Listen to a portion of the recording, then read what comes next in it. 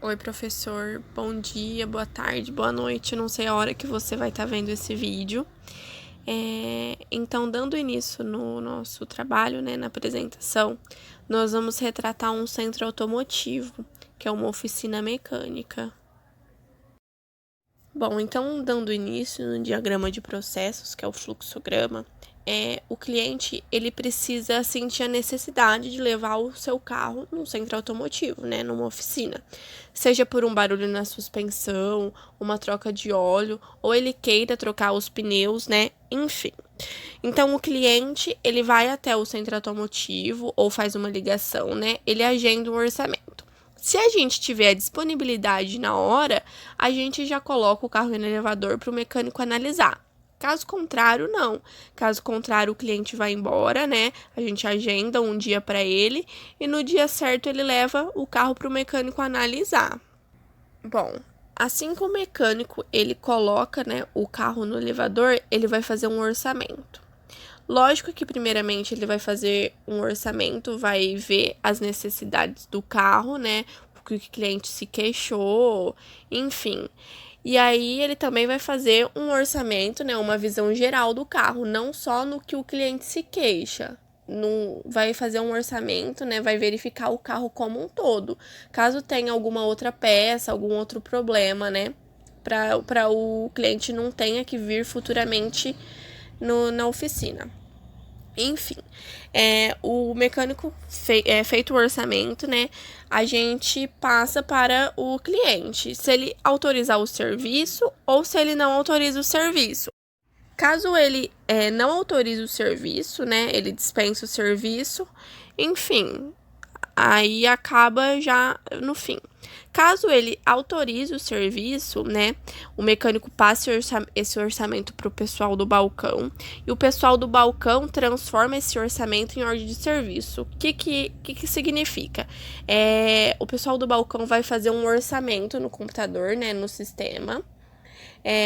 Vai colocar as peças tudo certinho, que o mecânico detectou que precisa ser trocado, o serviço que precisa ser feito. Então, essa ordem de serviço é repassada para o almoxerifado. O almoxerifado, ele fica na parte de separação das peças. Verificar se tem a peça no estoque, fazer a separação, fazer pedido, enfim. Então, o pessoal do almoxerifado faz a separação das peças que serão utilizadas no veículo. Aí chega a uma questão: há todas as peças em estoque? Se não tiver todas as peças de estoque, é a encomenda da peça. Então, a gente liga nos nossos fornecedores, faz uma cotação. Caso o cliente exija uma marca específica de alguma peça, né? Enfim, a gente faz a cotação, a gente aguarda a chegada das peças para ir realizar o serviço. Ou se não, assim que é passado para o almoxerifado, se as peças tem no estoque, a gente já faz o serviço. Então, assim que o serviço é executado, né, o cliente acompanha o cliente pode, né, na verdade, acompanhar o serviço, ou se não, a gente leva o cliente na casa dele, depois a gente busca, fica a critério dele, o que for melhor. Então, após o serviço executado, o cliente ele efetua o pagamento com o pessoal do caixa. Nessa parte do fluxograma, a gente não entrou muito em detalhes na parte de pós-venda, que esse centro automotivo atua, tudo certinho. Então, após a efetuação do pagamento, o cliente vai embora e esperamos assim que ele se sinta satisfeito com o serviço oferecido pelo centro automotivo. Então, dando continuidade e falando um pouco sobre a caracterização das zonas de melhoria da matriz B e Q, que retrata o impacto sobre o negócio e a qualidade do desempenho, nós chegamos à conclusão que a primeira parte e a segunda parte, que é o cliente agendar o orçamento e o carro ir para o elevador, ele é fundamental para a empresa, porque se o cliente não agendar um orçamento e se o carro não ir para o elevador para poder detectar o problema, a gente não vai ter serviço. Então, é de suma importância, é fundamental para a empresa, né? E o serviço realizado deve ser razoável, o cliente deve se sentir bem para ele poder aceitar o serviço, né? Para poder fazer o serviço no carro dele. Ele precisa verificar que o centro automotivo tem funcionários capacitados, enfim. Já a parte 3 e 4, que é o mecânico fazer o orçamento e o cliente autorizar o serviço, também é muito, muito, muito importante para o impacto sobre o negócio, porque se o cliente não autorizar, ou, por exemplo, se o mecânico não for capacitado o suficiente para poder fazer um orçamento correto, né, não dá certo. Então, é de suma importância também o mecânico fazer um orçamento correto, com cautela, tudo certinho, e o cliente autorizar o serviço a ser feito. Todas essas partes que eu tô falando, do 1 ao 10, não que nenhum ou o outro seja menos importante. Todos são importantes, todos são fundamentais para a empresa. Porque, assim, lógico que existe partes como o mecânico fazer um orçamento correto, enfim, é importante. A parte da encomenda das peças, serviço executado, enfim, o processo todo é importante. Acontece que alguns processos são mais importantes, né? E outros processos são menos importantes, só que todos são importantes. Então, nós caracterizamos aqui o 5 e 6 como mediano, né? O impacto é mediano sobre o processo de negócio e ele é razoavelmente bem executado pelo pessoal. Já o 7 e o 8, não menos importante também, que a separação e a encomenda das peças deve ser feita com muita cautela, muita precisão. Porque caso o pessoal do almoxerifado encomende alguma peça errada, ou o fornecedor mesmo, ele envia a peça errada, isso demanda tempo. O carro, por exemplo, vai ter que dormir na oficina, ou não vai ser executado no tempo que o pessoal do balcão passou para o cliente, né? Então, ele tem que ser feita de ótima qualidade, né? Para o cliente ele sempre voltar para a empresa quando precisar. E também o 9 e o 10 nós caracterizamos como elevado, né? O serviço executado e o cliente efetua o pagamento, porque é de suma importância o serviço ser bem executado, o mecânico ele fazer um serviço certo, né? E na parte do cliente efetuar o pagamento, ele tem que porque o centro automotivo, ele utiliza peças de qualidade, ele oferece mão de obra qualificada, né? Então, o cliente, ele tem que aceitar as condições de pagamento, né? E para assim ele poder ir embora e poder aproveitar o seu carro. O diagrama CIPOC e o processo prioritário. Nosso processo ele tem 5 etapas: fornecedores, entradas, o processo, as saídas e os clientes. O fornecedor, a gente vai cotar 2 fornecedores, o da peça 1 e o da peça 2, e vamos providenciar os suprimentos. Nas entradas, a gente vai verificar os equipamentos, os insumos e o profissional que realizará o serviço. No processo, primeiro a gente vai posicionar o veículo no local adequado, depois preparar o veículo, posteriormente realizar a troca da peça e verificar a qualidade, e por último, posicionar o veículo no local da entrega. As saídas, a gente vai apresentar a solução para o cliente que identificou o problema. Depois, emitir a nota para o financeiro e, por último, os clientes, que o cliente final, a gente vai emitir a fatura e coletar o pagamento. No levantamento das falhas do processo, a gente cotou 5 falhas. A primeira dela é o cliente que agenda o orçamento e não comparece. A gente deixa de atender os outros clientes e o horário fica vago. Esse é o impacto da falha número 1. Já na falha número 2, o atraso da mercadoria. O carro demora para ficar pronto, impactando no atraso da entrega do veículo. Então, o carro vai demorar para ficar pronto e a gente vai demorar para entregar o carro para o cliente. A terceira falha, a peça encomendada é incorreta. O atraso na entrega do veículo, pois a gente tem que devolver a peça incorreta e esperar o mesmo tempo para que a peça correta chegue. O serviço não executado corretamente. Quando é feito o teste e ele não é executado da maneira correta, temos que refazê-lo. Então a gente tem um retrabalho. Com isso, ocupa mais tempo e a gente atende menos clientes. E a última falha que a gente cotou é a peça com defeito. O cliente volta para a loja e assim temos que fazer a troca e mandar para a garantia. No diagrama de causa e efeito, também conhecido como espinha de peixe, ele atua como um guia para a identificação da causa. O diagrama ele vai ajudar a gente a descobrir quais as causas fundamentais de um problema ou o seu efeito. Então, na nossa empresa, um dos principais efeitos, que é o problema que a gente está enfrentando no momento, vai ser o atraso de mercadoria e a peça encomendada errada.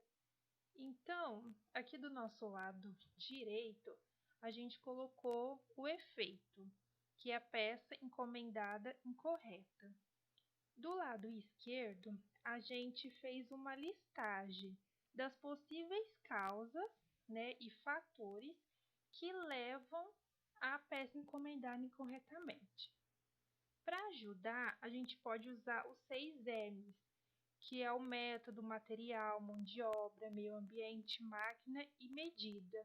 Mas necessariamente não precisa ser esses tópicos. De acordo com a empresa, ela pode variar. Então, na nossa empresa, a gente chegou na conclusão que a peça encomendada errada pode ser por motivo da máquina. A máquina ela pode estar com defeito, uma calibragem incorreta. A mão de obra, por exemplo, pode ser um erro de um funcionário, pouco treinamento, baixa especificação técnica. A matéria-prima pode ser perda dos itens e também pode ser por peça danificada.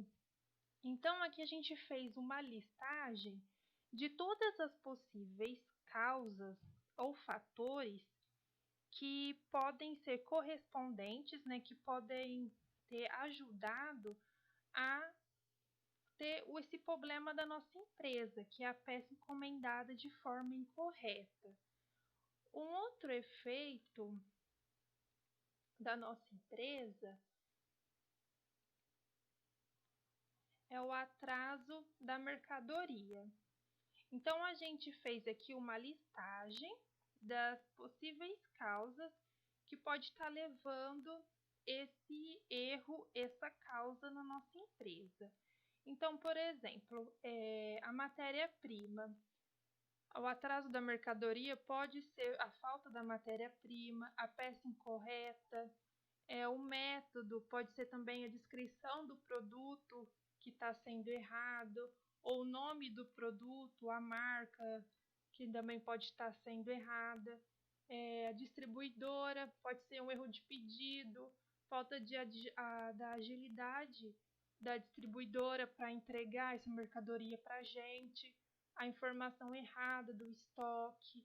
Então, essa aqui é uma listagem dos possíveis fatores que levam à causa, o efeito, que é o problema na nossa empresa.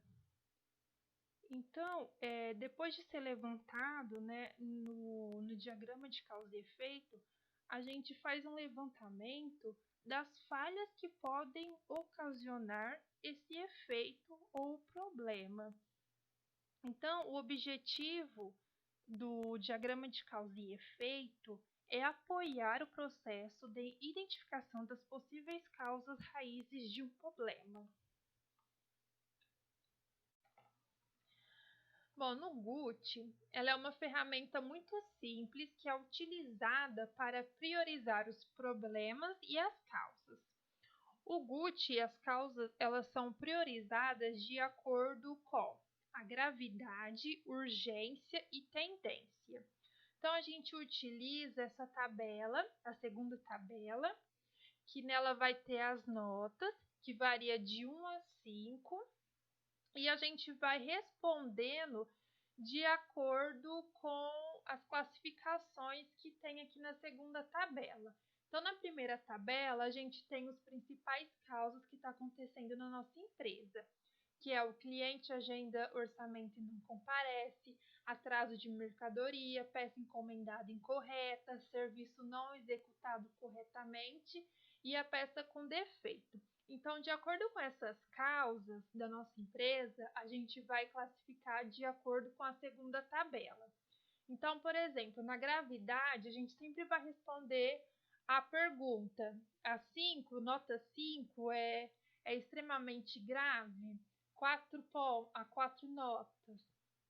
É muito grave? Na urgência, de 1 a 5, se for 4, é muito urgente. Se for 2, é pouco urgente. E na tendência, a gente sempre vai responder se irá piorar rapidamente, irá piorar em pouco tempo. Então, a gente vai pegar as principais causas da nossa empresa e vai classificar de acordo com a segunda tabela. E a gente vai utilizar uma fórmula que é muito simples.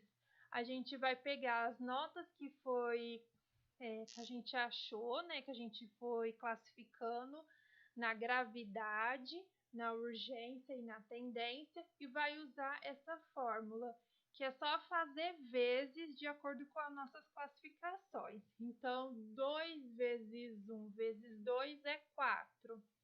No atraso da mercadoria, na gravidade, a gente deu nota 4. Na urgência, a gente pôs 3. Na tendência, a gente pôs 4 pontos.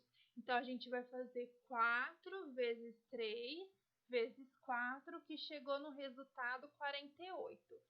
A gente fez esse cálculo, né, nos problemas, nas causas da nossa empresa.